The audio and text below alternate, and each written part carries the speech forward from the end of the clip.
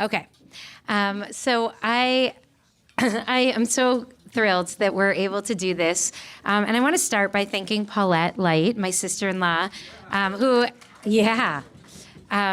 who's responsible for so many good things in the world and in my life, and especially for this, because we have made a commitment as a community to share in the honoring of all of those folks who are chosen to receive the Charles Bronfman Prize.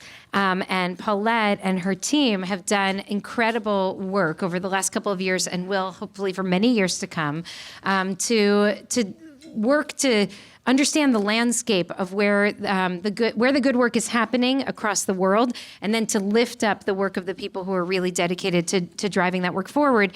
And so I'm grateful to you, Paulette, not only for what you do, but for bringing IKAR into the work, along with Ellen and Andrew, who are beloved IKAR members. The Charles Bronfman Prize was founded several years ago, actually 2004. Okay. It was founded in 2004 to celebrate Charles Bronfman's 70th birthday at the time. Many of you know Charles's work. He's been an extraordinary lifelong philanthropist who's funded some really important work in the Jewish world. And his kids, Ellen Bronfman Hauptman and Stephen Bronfman, wanted to honor their father along with their spouses, Andrew and Claudine. And every year since, they've been identifying from nominations all around the world who the extraordinary folks are that are doing this work. So we're very happy to, along with Ellen and Stephen and Andrew and Claudine and Paulette, to help lift up the work of Yotam Polizer, and IsraAID. So I'm going to just tell you a very brief bio of Yotam, a little bit about the work of IsraAID, and then I'm really going to turn it over to you. We'll be in conversation a little bit, and then we'd love to hear from all of you, questions, thoughts, what's on your mind about this work in this critical moment. So IsraAID, since the year 2001, has been responding to crises all around the world in 60 countries, reaching more than 5 million people who've been affected by a variety of crises, both climate-related and also human-made disasters. In the last couple of years, under Yotam's leadership, IsraAID has redefined its mission and its theory of change, which I'm going to ask you about, to ensure sustainability and long-lasting impact. Many of us know that often the best-intentioned efforts end up having reverberative consequences that were unintended. And so it's really important in this work and in this field to make sure that we're really thinking about what the theory of change is, and we'll discuss that. I'm really eager to hear your take on this. IsraAID sees crises and disasters as opportunities not only for initial relief and life-saving, but also as opportunities to provide long-term recovery and capacity strengthening that will help communities that have been hardest hit really regain their resiliency and equip them with the tools to step into the future. And they've been working all around the world, as I said, and we're especially interested as this week marks the one-year anniversary from Putin's 3-day war in Ukraine, which has now cost so many lives over the course of the last year and just caused so much devastation across Ukraine, to hear about your work with Ukrainian refugees, and especially after the just devastating earthquakes in Turkey and in Syria, to hear about IsraAID's work in response to those crises and others. So I'm particularly grateful to you for being with us in this moment when there's so much upheaval around the world, and you can really bring us a perspective of some of the incredible work that's going on. So Yotam, thank you for being with us. Mazal tov on winning this incredible prize. And I would love if you can share with us some of your story, both personally and the work of IsraAID. And I will just say very briefly that also in this room are a number of IKAR people who've actually dedicated significant portions of their own lives and careers to working with refugees, and some with IsraAID specifically, and some with other agencies. So this is a community both of learners and doers, and so it's particularly inspiring and wonderful for us to get to learn from you in this way. So thank you, and welcome. Thank you. Shalom, Shabbat Shalom, everyone. It's so heartwarming to be here. I was just with the kids upstairs, and I was so inspired by them. One of them started to explain to me about climate change, stuff that I had no idea about. It's like, wow, there's a lot of nachas. So first of all, it really does feel like home because we really have great friends in this beautiful community. Haley, who's here, who worked with IsraAID for 2 years, ran our program in Puerto Rico after Hurricane Maria, and in Dominica, which is a tiny island in the Caribbean that was devastated by a hurricane. Rachel, who is from our team in LA. Adam, who runs Team Rubicon, who founded Team Rubicon, one of our best partner organization. Of course, Paulette, who became my, I don't want to say Jewish mother because you're not old as my mother, but like... big sister, Jewish big sister. Jewish big sister. But taking care of me better than my mom. But actually, speaking about my mom, I do want to recognize another crisis that is happening in a place that's very close to all of our hearts, Israel. And why I'm mentioning my mom is because just before I stepped into the shul, I got a text message from her in the protest that is happening right now as we speak in Israel, at this very moment. So I want to recognize that because that's a whole different crisis that maybe is a little bit bigger than IsraAID. But I do think we, as progressive Israelis who care deeply about building bridges and supporting everyone, Jews and non-Jews, we have a role to play there too. Yes. So I really want to recognize that. And then yesterday, and I'm happy to talk more about the situation in Israel later if people want to hear. IsraAID, by the way, it's very important to clarify, we're a non-governmental and non-political organization. We are very proud of our Israeli identity. We do see our role to bring expertise and the real values of the Israeli civil society to the world's most vulnerable communities. Yesterday was the 1 year mark for the Russian invasion to Ukraine. We are, again, this is a total man-made disaster. It's a political disaster, but we're focusing on the humanitarian needs. Unfortunately, what we're seeing in Ukraine, and we've seen this in many other crises around the world, but in Ukraine it was extreme. I call it the aid circus, cynically. It's this crisis that are happening. We're seeing it now in Turkey, but in Ukraine, the whole world was sending their grandmother's socks, which is very nice, but not super helpful. And usually this attention that these crises get is 1 week, 2 weeks, 1 month, and then people move on to the next tweet. So at IsraAID, and you mentioned that we changed the way we work because we were always about immediate response, and we're always sending our team within the first 72 hours. And we arrived to Ukraine a day after the war started, and we arrived to Turkey 36 hours after the earthquake. But even more important, our teams of more than 300 people right now are still on the ground in Ukraine, in Moldova and Romania, and in 16 other countries where we operate. So for me personally, this is the more important part, not just being first on the ground, but being kind of the last one to leave. So this notion of first in and last out.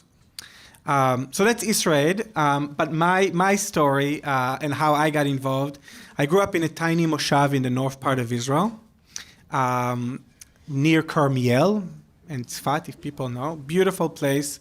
My dad is a social worker. My mom is a therapist. I didn't think I'll get involved in this crazy humanitarian crisis around the world. But then before my IDF service, I did something that about 10,000 Israelis do every year, and I don't think enough people here know about it. It's called Shnat Shirut. It's a gap year where people are basically saying, well, 2 or 3 years in the army is not enough. We'll take an extra year. And I did my gap year working with Ethiopian Jews who were struggling from many challenges. I specifically worked with kids who were suffering from domestic violence. At the age of 18, I had no idea what I was doing. But I learned so much from this experience. And I think I really developed my passion for not only service, but working with people from other culture. So I call what I do, if people really ask me, like, what do you do? I said, it's active anthropology. So, because I'm so fascinated by people and cultures and languages. I speak a lot of random languages. Some of them are not that useful, like Nepalese and Japanese. But really, that's where I developed my passion. And then after my, even in my army service, I did something quite unique. I was a combatant for some part of my service, and then second part, I initiated a project to support Bedouin youth in the Negev, who are also living in unrecognized villages in a really challenging environment. And I learned Arabic, some Arabic, and that was an amazing experience, and then I won an award from the army about it. So they kind of try to take credit for my project, but it's okay, as long as they let me do it. And then after my military service, like every Israeli, I followed the Hummus Trail, and Hummus Trail, for those of you who are not familiar with the term, is about 50,000 Israelis who backpack after the army to either South America or Southeast Asia. And the ones who really don't have money like me are going to India because it was the cheapest place. So I went to India, and the reason it's called the Hummus Trail is because the local Indian started to make hummus for those thousands of Israelis that are coming. And it's not the best hummus. It's very has a curry-ish taste. So I don't recommend the Indian hummus. But I found myself after 6 months of backpacking in Nepal and trekking the Himalayas. And as I got off the mountain, I saw an ad that invited backpackers to volunteer with street children. I thought, that sounds cool. I'll do it for 2 weeks. And I ended up staying there for 3.5 years. Wow. Working with street children in Nepal. As part of an organization actually called Tevel B'Tzedek. It's a small organization that was started by a rabbi in LA called Micha Odenheimer, who was bringing Jews and Israelis to do global service work. I learned Nepalese, which is a very useful language, as you know. I didn't think it would be useful, but it proved to be really useful when I went back to Nepal a couple of years later after the earthquake they had. So anyway, after 3.5 years, I was ready to start my life. I went back to Israel, and then literally a week after I went back to Israel, the tsunami in Fukushima happened. And I was invited by the person who was running IsraAID. IsraAID was a tiny organization at the time. It was just volunteers. It was just one staff member. Talking about March 2011, 12 years ago. He invited me to lead a relief mission to Japan. And I said, why not? I always loved sushi. So I'll go to Japan. Interestingly enough, in Japan, they really didn't need the support, the physical support. But we went and we found a kindergarten where 8 children died during the tsunami. And they didn't have any kind of emotional support for the kids, for the parents, for the teachers. So we did a very simple art therapy activity that was used for kids in Sderot and in Kiryat Shmona and other places. And the Japanese children, like any children, they were immediately kind of reacting and using art, and they painted the tsunami and they painted their homes that was washed away. And when we saw it, we thought, okay, that's a natural reaction for an abnormal situation. But the Japanese teachers were shocked. Told us it's the first time the kids are actually expressing themselves regarding their trauma. And then we realized that because of our challenges in Israel, because of the trauma of the conflict and the Holocaust, and everyone in Israel is one way or the other traumatized. We always joke, well, we don't joke, it's the truth, that every therapist goes to therapy in Israel. And I have 2 parents, one is a social worker, one is a therapist, so I know they also need therapy. No, they're the best. So we realized there's a huge gap and there's a huge opportunity to take this know-how from Israel and to support children who are traumatized around the world. And IsraAID is one of the few organizations that really focuses on mental health and psychological support. And we started in Japan, but then we worked doing it with Syrian refugees and with survivors of other disasters. So anyway, I can continue forever about my bio. I was running our program in the Ebola, which was terrifying. It's always good when I need some perspective about COVID. Yeah. Because when I went to Sierra Leone in September 2014, the survival rate was 50%. Oh my God. And every night, I remember, every night I used to wake up full of sweat, which is one of the symptoms of Ebola. And I was like 100% sure that I had Ebola. I measured my temperature and I said, well, not yet. So that was Ebola. And then I went to Nepal after the earthquake in 2015. And we found the last survivor of the earthquake, which was, I know they just found people in Turkey after 2 weeks. Did you see that? That's, we found a survivor in Nepal after 6 days. We pulled out 21 dead bodies, and the 22nd person was alive. Oh my God. And somehow, because I spoke the language, I was able to communicate with her under the rubbles, and it was quite dramatic. But I couldn't believe that there's people who can survive for 2 weeks. That's like a miracle that... So as in Nepal, I was in Greece supporting Syrian refugees, which was something that I talked about when I was here last time when you hosted me. I think it was in 2016.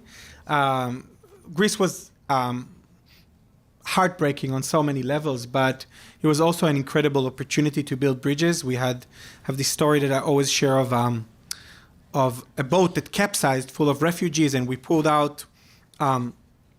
That day we were closed, so we were able to pull everyone out. I was carrying this very tiny, sweet Syrian girl who's probably 4 or 5 years old. She was shivering and shaking my hands, and I handed her over to our Arab-Israeli doctor who was leading our medical team. He treated her, he stabilized her.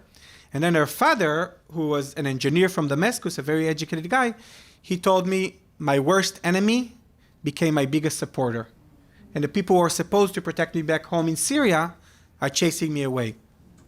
To me, it was the first time that I realized this opportunity that we have through these terrible, terrible tragedies to build bridges and change people's perspective. But anyway, I'll stop here because I can continue forever and talk about an operation we had in Afghanistan recently, which was very dramatic, but yeah. Thank you. This is incredible. So first, let me just say, for the people who are back here, if anyone's able to move, please feel free to come in, and you can grab we can bring a couple chairs up here just so that if other folks come to the door as they finish lunch, they'll be able to come in and hear. So thank you. Just don't be shy about moving through the room. Yeah, be Israelis. Yeah. Yeah. Oh, good. Great. That's going to be really helpful. Thank you. Okay. So thank you for sharing this. I want to bring us back to the early days of IKAR, when we were going to build an early childhood center here in Los Angeles. And Melissa and I had both read Nick Kristof's book, Half the Sky, that he wrote with Sherilyn Wu.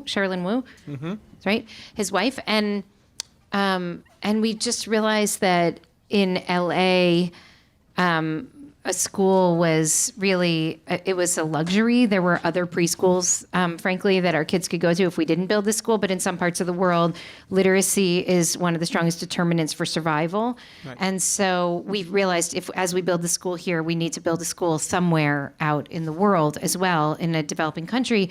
And we started to do some research, and we made matrices and, trying to identify, and some of you were involved in this early thought exercise, like where should we go? And it was just devastating because the need is just massive and like massive scale. And there's so many countries, there's so many communities, there's so many individuals. So what is your strategy in a world that is truly suffering in devastating proportions from natural disasters and human-made, often man-made disasters, to try to figure out, how do you triage the crises of our time to figure out where you can be most effective in making change and focusing your limited resources and energy? So, obviously, it's a huge challenge, but in one word, it's really all about partnerships. We really can't do anything ourselves. So when we identify good partners, and good partners could be local NGO, it could be a local mosque, it could be a local church, it could be a local Jewish community. It could be the First Lady of Ukraine, who is a close partner of ours. We work with her very closely. People who are already there, they know the local culture, they know the language, they know the needs, and they could also take over when we're leaving, because we're staying in average 5 to 7 years in a crisis, which is much longer than most of the organizations, but we're not there forever. We're guests. So the idea is to build some kind of structure that could stay. Now, when you talk about early childhood, there's a model that we're doing around the world, and it's called child-friendly space. And it really changes. We run maybe now 20 to 30 child-friendly spaces around the world in the 16 countries where we operate. And when you think about it, you have to kind of adjust it to the local situation. So in many cases, it will be a big tent. That's what we're running now in Turkey. So it's a tent that we turn into a happy place for kids. And there is education programs there, but more than the education, it's the protection, the basic safe space for children. In Ukraine, we operated 12 of these child-friendly spaces, not only for the kids, but for their mothers. One of the most devastating parts in Ukraine was that the families were separated. The men had to stay behind, and the women and children left, either internally displaced or in the neighboring countries. So creating these safe spaces for women and children where the children can be children, the mothers could just rest and be mothers and breastfeed and whatever they need is crucial. And you can do a lot with very limited resources. Like these child-friendly spaces in some places, we operate them on a budget of like 5 to 10. Exactly. Maybe not so friendly. No, but really, in some places, on a budget of $10,000, you can operate that for a year. Or just to give another example of that, people are like from Ukraine now. We trained and we hired 60 psychologists as part of this project we're doing with the First Lady. She prioritized trauma and mental health. So getting a trained psychologist in Ukraine, we provided additional training, and paying them per month cost $500. Their monthly salaries. Wow. This is what you pay for an hour of therapy in LA, right? Seriously. So we also need to remind ourselves that with the resources that are here, or even in a place like Tel Aviv, for that matter, it really, really goes a long way when you work there. And most of our staff members around the world now are locals. A lot of them are refugees themselves. I want to ask you about unintended consequences, which we spoke about a little bit as I introduced you. I remember I went to Liberia with American Jewish World Service, and we went to one of the stops, and we were all carrying around backpacks with lots of snacks in them, and because we were on these long bus rides. And we went to one of their grantees, which was this medical center, and when we got there, all these children ran over and they were asking us, do we have food? Do we have any food? And we were told by the AJWS staff, you cannot give them anything. And we're like, please, can we give them a granola bar? And they said, no, because you're creating an unintended dependency. Right. And you feel like a hero for a moment because you're giving a child a granola bar and the child's hungry, but then you don't come back the next day, or other people come and give the children food and then exploit them in some ways. And so they said, there's a policy, AJWS at least has a very strict policy. Individuals cannot give to individuals.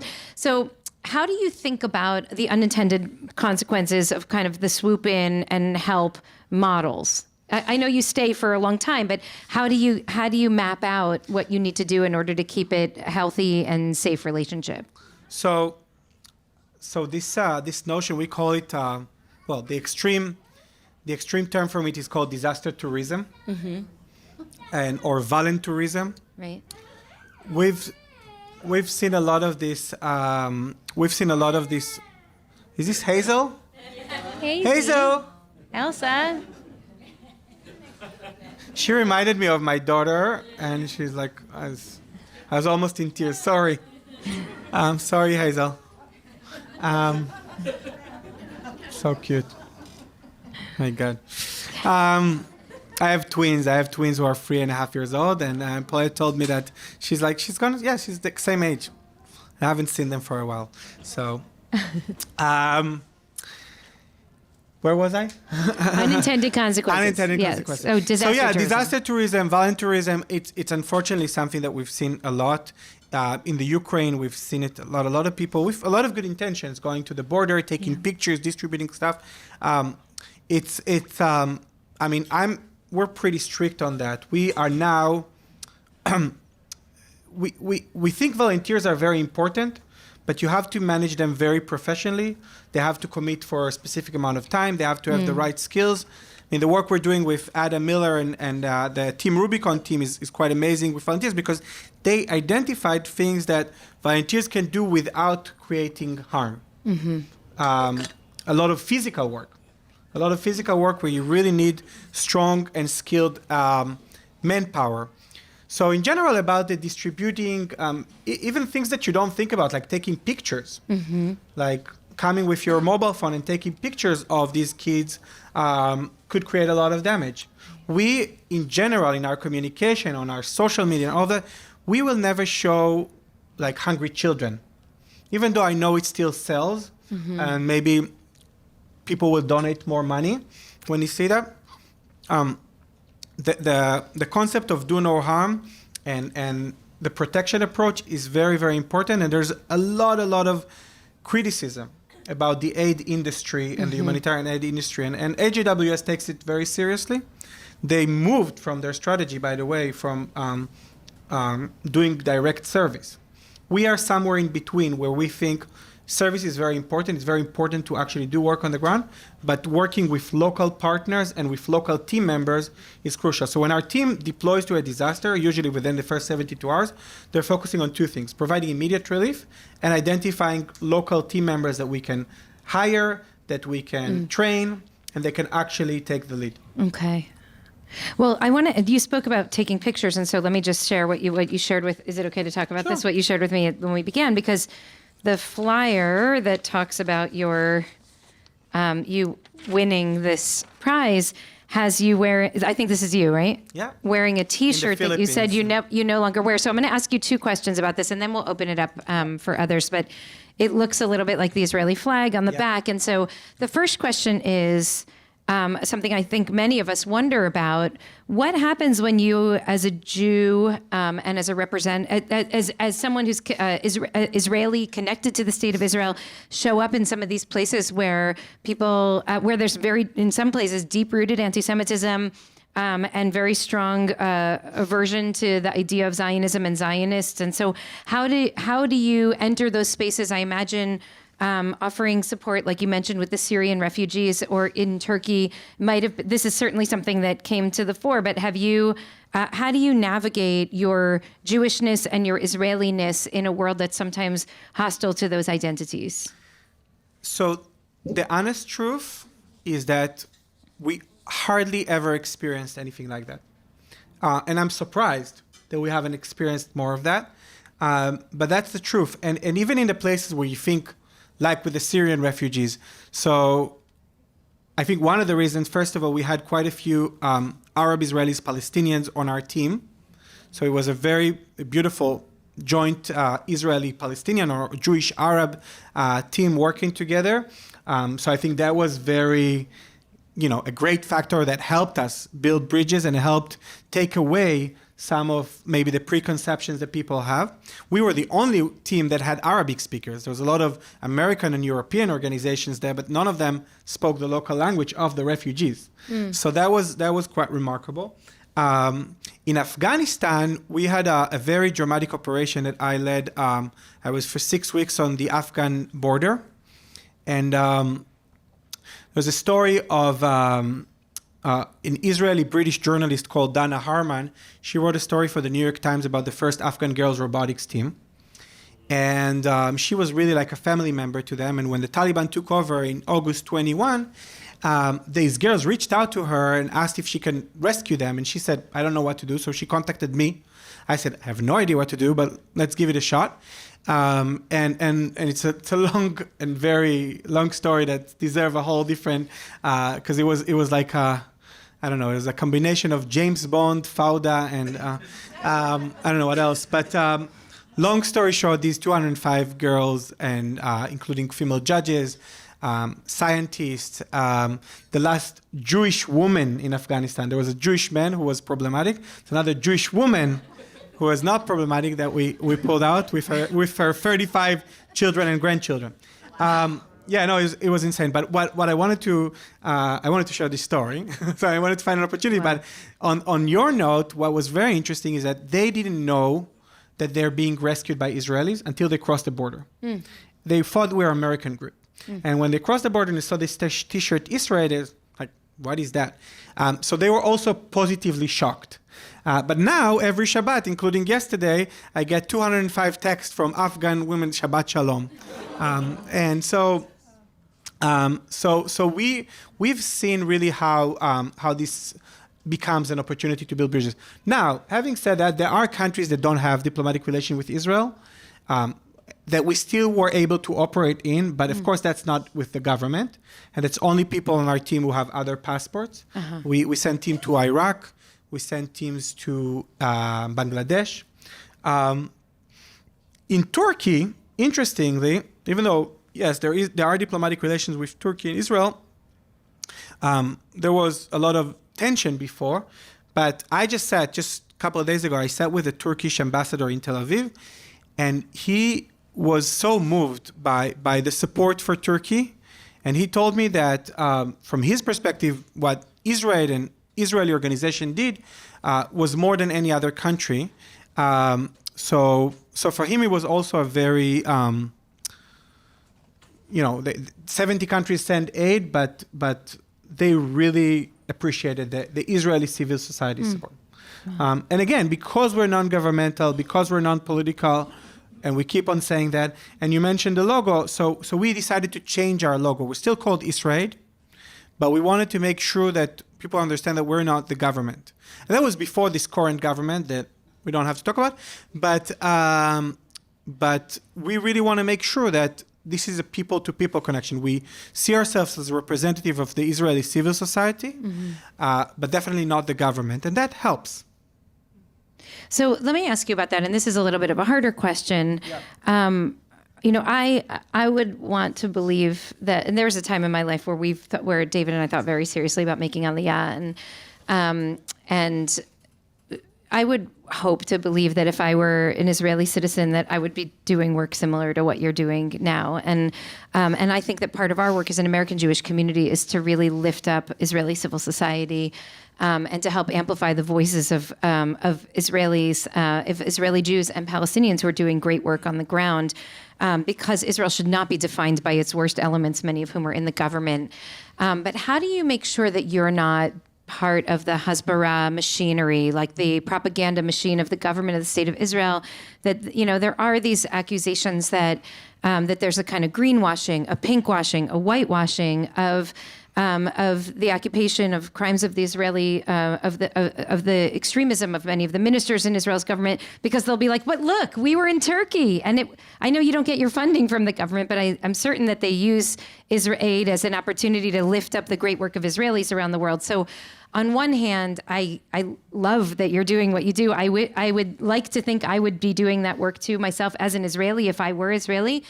And how do you make sure that your work is not being co-opted by nefarious forces who are trying to excuse their own bad behavior back on the home front by lifting up the model of that we can all be proud of, the people who are doing the great work out in the field? Look, I think they will continue to use not only us, not only Israel. Like, people will use. There's, hand in hand, a beautiful network of Jewish Arab school over Israel that are being also used sometimes for these political purposes. I think the best answer is to really focus on our work and our impact. And I can tell you, and we have people here who are on our team, so they can also, the people who work for IsraAID and volunteer for IsraAID, they care very, very deeply about the communities they serve. And I think that's what matters. I mean, the organization is called IsraAID because we want to build these bridges. We want to connect people to the civil society in Israel. We want to connect people here in the US, in the Jewish community and beyond, to people who share the same values. And so we can't win it all, but I think these aligned, these shared values, these building bridges, again, not only between Jews and Muslims, between Jews and Jews, is more crucial than ever. So whether some people will use it for their purposes, yes, we can't prevent all of it. But I think our work speaks for itself, and we will not compromise our work. If any government will tell us you shouldn't work with Muslim refugees, I mean, that's not going to change the fact that we will continue doing that. And we continue to advocate for refugees, and we continue to advocate that Israel, the society of Israel, should do more. I'm optimistic because I'm seeing, both with what's happening now in the country, people like my mother who never protested, but also how people in Tel Aviv, in Ukraine, for example, all these tech people who are sitting in their cafes and love to talk about global impact, but I always ask them what it actually means. I see people are stepping in. People stepping up, people are becoming more involved, either philanthropically or with their technology or as volunteers or as protesters. So I always say that, like I gave a TED talk a few years ago, it's called Disaster as Opportunities. And I mean, that's been my life, right? I met my wife in the tsunami in Japan, so that's quite an opportunity that was, and she's now a Japanese. But honestly, like really, again, I think these crises that we have now, including in Israel, could also bring opportunities, and I see people are waking up. And more people are getting involved in our kind of work. So that's, I guess, encouraging in a troubling times. Well, and I mean, I do appreciate the theory of not ceding Zionism or Jew or Israeli to the people who like really speak to a different set of values than I think we share. And so I think that's very powerful and well said. I would love to open it up to any comments. And Jeff, I'm just going to ask if everyone can just speak loudly and also introduce yourselves. Melissa's going to bring you a microphone. Thank you, Melissa. So just want to make sure everybody gets to know each other a little bit as we have this short conversation. Hi. Was it on? Yes. Yeah, we hear you. I'm Jeff Zimmerman. I'm a social worker as well, so I'm glad you're. I've also worked in crisis intervention. So when you go to these countries immediately, are you invited? Do you go there and hope to make contact with locals? How does that work? It's a great question. I was just talking about it with Adam is here. So in some countries, in some crises, the government declares that it's a global humanitarian crisis, it's a massive humanitarian crisis, and they call on international aid. And then different groups go. The UN goes, Doctors Without Borders go, International Medical Corps, which is an LA-based organization, goes, and IsraAID goes. So we're all going, and there's something called the cluster system, which is a system that's not fully functioning, but it is what it is, of all these different organizations meeting together and trying to answer the 4 W's, who is doing what, where, and when, in order to make sure there's no gaps. So in the best case scenario, the Red Cross will go and they'll build a hospital. Doctors Without Borders will go and they'll staff the hospital. And we say, okay, you have hospitals, you have doctors, we'll bring mental health specialists, or we'll bring water engineers or social workers, because there's a need for psychological support. So that's in the best case scenarios. In some cases, we are not invited, and nobody is invited, not because there isn't a need, but because the government wants to show they're in control. And that's just governments around the world. They always want to show that they're in control. In these cases, we will still find a way in, and it will always be through a local partner. So we will identify a local NGO. We will send a very small team to do a rapid assessment and to identify partners who are interested in the type of expertise that we're bringing. So there may be cases that we will decide after the assessment that our services are not needed. If the need will be to build roads and build hospitals, we don't have an added value. If we'll see the gaps are in water technology or mental health support, these are areas that we have expertise in, then we will find local partners that we can train, that we can support, that we can strengthen their capacity and stay there. We also know that governments are important. We need to build some level of partnership with the local government, but it takes time Turkey was very interesting because Turkey, for instance, they called on international search and rescue teams, and teams from all over the world came, but they didn't want other kind of organizations. Now we've developed good partnership with the local government. So sometimes it's not the national government, but the local mayors actually care deeply about their community and they want to look good in front of their community. So they will be our partners. So the short answer is it's all about partnership. Without partnership, we can't really do anything. We can't operate. And then in some cases, when there isn't a diplomatic relation with Israel, for example, we will go, people, and we will not go with the T-shirts, and we'll have to be careful for security purposes. So that also happens. Thank you, Jeff. Yeah. Hi, Sarah Pillsbury. So disasters, natural disasters have a way of really showing people on the ground how well their government is functioning, how well it has and is serving them, and often brings about real political change. So I was wondering, as a apolitical organization, how you address that, because I would imagine even from the start you're dealing with some people who are just brimming with anger that this happened to them, and how are you able to engage with those people, or how are you able to sometimes help frame the conversation? Just that's it up. Well, thankfully, thank you. That's a great question. Thankfully, we're not representing the government, neither the Israeli government or any other government. So in a way, when there's a lot of anger towards the government, we saw it very strongly in Turkey now. People are actually interested in working with us because they see that we don't have any hidden agenda. We don't, we're not biased. We're coming as guests. We're coming with a lot of cultural sensitivity.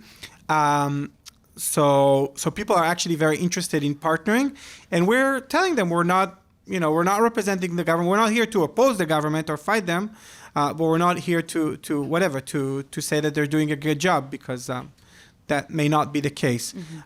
So our, remaining pure humanitarian and not taking a political stand is one of our secret for successes. And it's hard, especially when you're coming from Israel and it's an Israeli organization, because people want to put you in this spot, in this political sphere. But I think we've succeeded, and one of kind of the stamps of approval is that we're getting now a lot of funding from the UN. And people are surprised, wow, the Israeli organization gets money from the UN, because there's always this UN-Israel complication. And the truth is, we get significant funding from UNICEF and other organizations, and they're not doing it because of our Israeli identity. They're doing it because they think we're doing a good job. This is, by the way, decisions that are being made by the UN offices on the ground in the different countries in Sub-Saharan Africa, or in Latin America, or in the Middle East where we operate. So that's these kind of being part of the humanitarian system and being a legit and a leading actor is something that we worked on for many years. Are there any other? I would love to hear from Haley, Adam, Pam, some of our folks who've spent a lot of time doing this kind of work and supporting it. If you have any thoughts, or if anyone else has a question or thought. Yeah. I'm Joe Pateski. What have you had any failures? Have you ever had a situation where things just really went badly wrong? Great question. First of all, yes. Many failures on different levels and different scales. I can tell you that personally, I'm devastated by the situation in Haiti. We've been there since the earthquake in 2010. We've been there for almost 8 years. And then we wrapped up, and we came back after the recent earthquake that was in 2021. Haiti is the poorest country in the Western Hemisphere. The failure, first of all, for me, is that we're not able to make significant impact there because of security and safety. We did a big agriculture project there. We came back after and we saw it didn't continue. as we were hoping. So we actually did it in 3 main villages. 2 didn't continue, 1 did. And the reason that 1 was successful was that the local youth team actually took the ownership. So they succeeded, but in others, it didn't continue after we left. So Haiti is, in general, is a country with so many humanitarian needs that because of security, because of corruption, because of many different challenges, we are not able to make significant impact. So we had to pull out from there. In Greece, where we worked for 6 years with refugees, the Greek government decided that they don't want international organization helping refugees because they don't want the refugees to stay there. So I feel good about what we did there because we reached more than 120,000 refugees over 6 years. And because most of the refugees by the time we left were gone, but we also had to wrap up our response, not because we finalized our program, but because of political reasons that are not connected to our Israeli identity. They just didn't want any kind of support for refugees. So that's, another challenge. There's a lot of stories of staff members who were just not the right fit. So, No. She's part of the family. Yeah. But she knows who I'm talking about.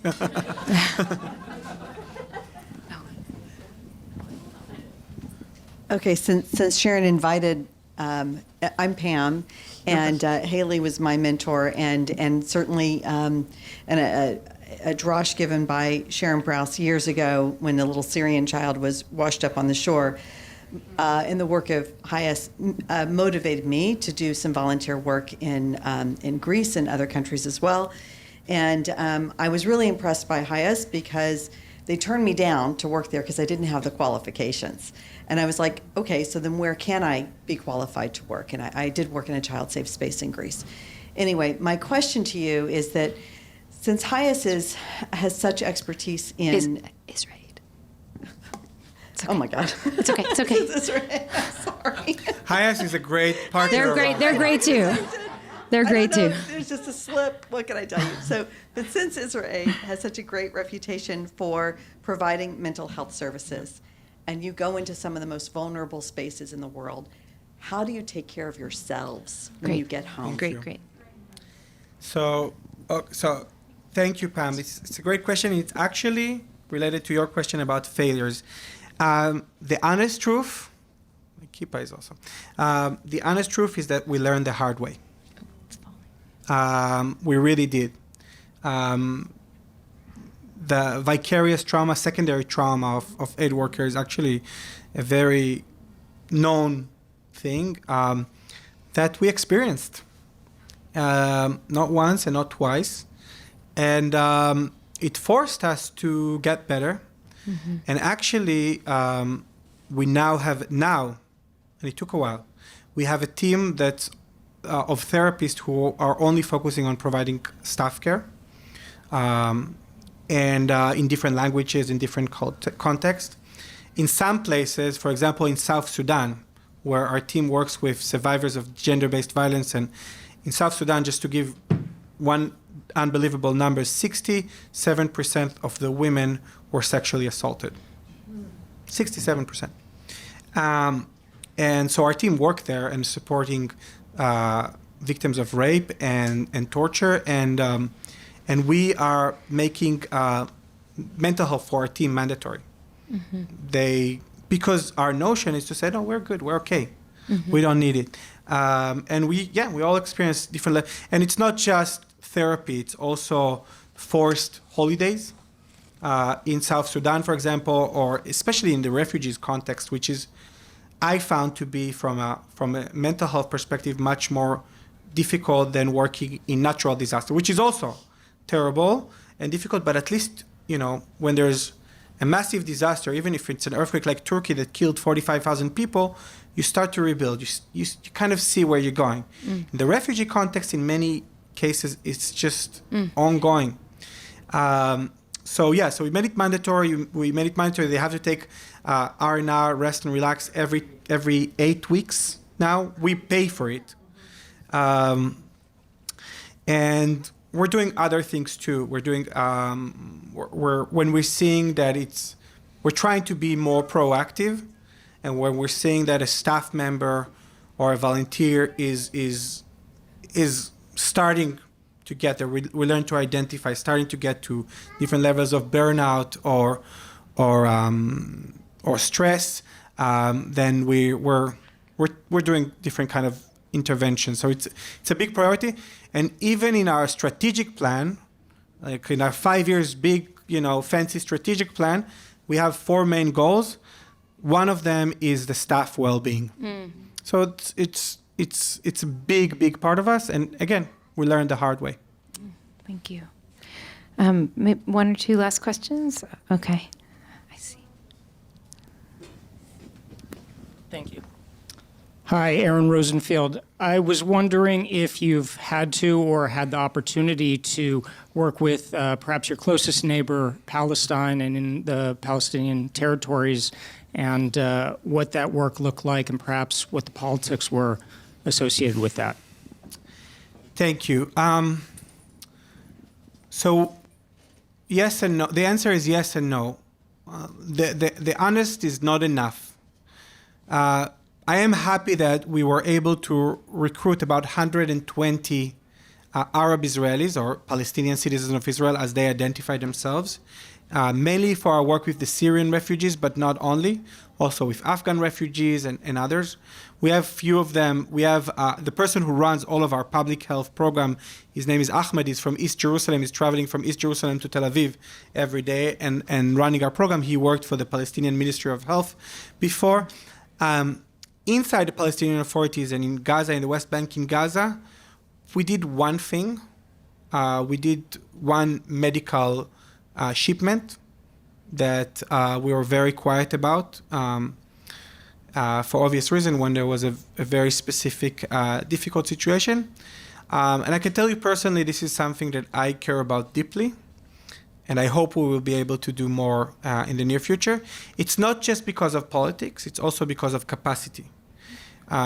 Because I don't want to do something just to say we did.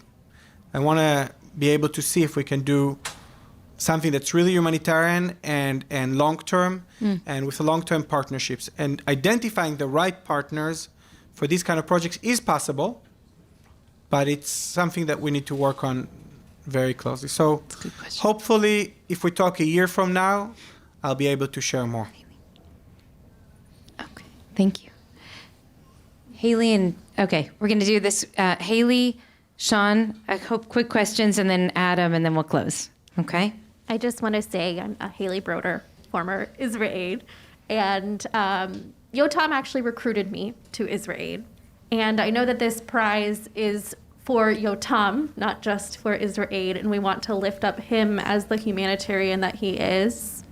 And for me, it was such a blessing to be able to work with Yotam personally throughout this. And when I got called by Yotam, and he said, I know you wanted to go back to Greece and continue working with refugees there. I know you're Greek, you speak Greek, you got the language, go back. You can't. There was just a hurricane called Maria, and it hit Dominica, and you need to go there. And I said, Yotam, I don't even know where Dominica is. I've never heard of Dominica. I don't know where it is on a map. I think that everyone here at IKAR actually thought for the whole year I was in Dominica that I was in the Dominican Republic. I was not. I was in Dominica. And when Yotam calls, you answer and you go. And I think that's the power of Yotam at the head of this organization. And it was truly an honor to work with you over those 2 years. And I think that your leadership in this organization is what brings that humanitarian essence back to it and always keeps it at the center, because I know that our work in the field is driven by your leadership that keeps it at its core humanitarian focused, do no harm focused, and focused on the resilience of people for the long term. I know that there's a lot of questions always that I get here and everywhere about IsraAID and Israel and the connection. And I believe that at the center of all of it is Yotam's strong leadership from a humanitarian, person-centered perspective. Because if you see Yotam in the field or you see the IsraAID team in the field, you know that the work that is happening is one-on-one, human-centered, focused on lifting up survivors of disasters, man-made or natural, and making sure that they have the resilience and support that they needed to thrive in the world post-emergency. Beautiful, beautiful. Thank you, Haley. And Haley, thank you. And just remind me to bring my mother next time when you're talking. Oh my God. This is like, well, it's recorded. Oh, amazing. Wow. I just, Yotam, I'm beyond, I'm very moved. Very, like, yeah. this is, I want to just point out the ripple effect here, because you're doing this profound work. You're supporting people like Haley who are doing this work, and our whole community's been tracking Haley over the last several years and watching her come and go and come and go and praying for her and and trying to support the work. And so there's a very powerful ripple effect that's happening here that I hope are getting a little bit of a taste of. And Haley, may you continue to be blessed to do this incredible work with safety, with love, with passion. We're so proud of you and grateful for you. Okay, so Sean and Adam, and then we'll wrap. Thanks, Sean Landris. I'm thinking back to the origins of IsraAID, and I'm thinking about Ukraine. Some folks know that I've been involved in a very loose but effective volunteer network over the last year, and we talked about it earlier. IsraAID, AGWS, that notion of the Jewish responsibility beyond the Jewish community, right? There was this moment that we were very, that I think the conversation was about Jews helping others, and a very powerful conversation that many of us at IKAR find close to our hearts. And Ukraine, and Ukraine especially, and Turkey to a certain degree, I think, has brought IsraAID and other organizations into a Jewish conversation, which, speaking from my network work, has sometimes been really frustrating. Not you guys, but like the number of people are like, are those people Jewish when we're doing case management? And having to say, we don't ask that question. We want to help everybody.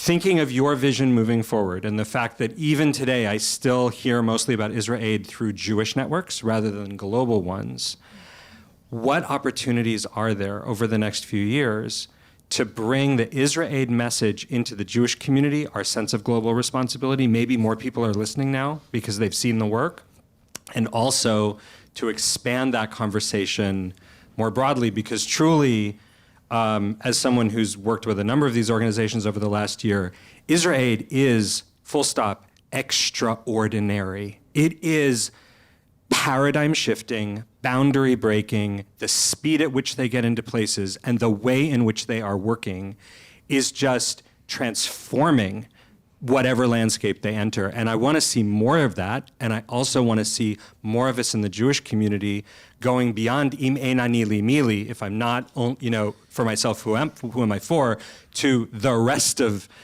what Hillel had to say. So powerful what you said. Thank you. I'll give an example of what we're trying to do. And there's so much more that we need to do on that. But there's a group called the Jewish Funders Network. They do a conference once a year where a lot of representatives from different philanthropies and foundations, et cetera, et cetera. And last year, it was in March in Palm Beach, and big topic was Ukraine. And I was invited on a panel with the head of the CEO of JDC and the CEO of the Jewish Agency, both incredible organizations in their capacity. Thankfully, they let me speak first, which was very nice of them. And I said, listen, 80 years ago, if you were a Jewish refugee in Ukraine, you are at the bottom of the bottom of the bottom. You are likely to be slaughtered by the Nazis or by the local collaborators. And today, 80 years later, if you're a Jewish refugee in Ukraine, you will get the incredible support of JDC or the Jewish Agency or Chabad or many other organizations.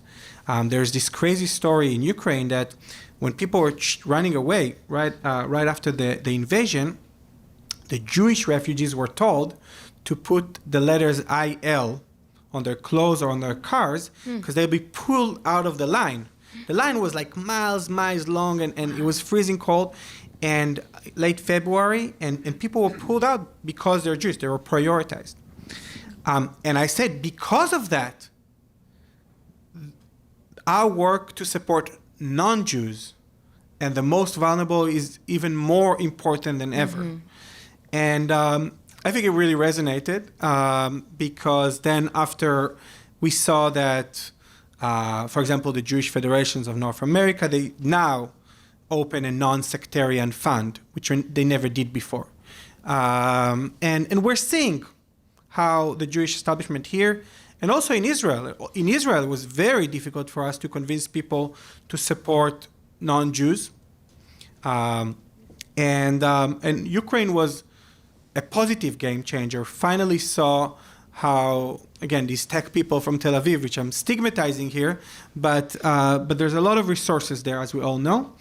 And they stepped up. So, again, maybe because I'm optimistic by nature, but I do see how there's a positive trend around it. But we definitely need to speak out this message, as loud as possible. I think IsraAID, because the organization is called IsraAID, we have a unique position to convince. I don't know if convince is the right way, but to advocate for non-Jewish people. Maybe more than other organizations, because we're not necessarily we will be put in this very far left category that some people will put other organizations that are doing great work. So I think we have a role to play also on that note, on building these bridges and spreading this message of supporting everyone. Thank you. Adam, you're going to have the last question. All right. So better be good. I'm not even going to ask a question. I'm just going to make a comment. I want to say two things publicly and one thing privately, but to everybody. So as somebody who's worked in the humanitarian space for the last decade as chairman of Team Rubicon, I first want to say Mazal Tov on the incredible growth and impact you have had. I know how hard it is to do that, and you have done an incredible job over the last many years. Number two, I want to say thank you for your incredible partnership with Team Rubicon and all the great work we have done together around the world. We deployed together, I think, to more than 12 different disasters with Team Rubicon team. They send about 2,000 people. We send 20 people, and it works perfectly because we make a lot of noise.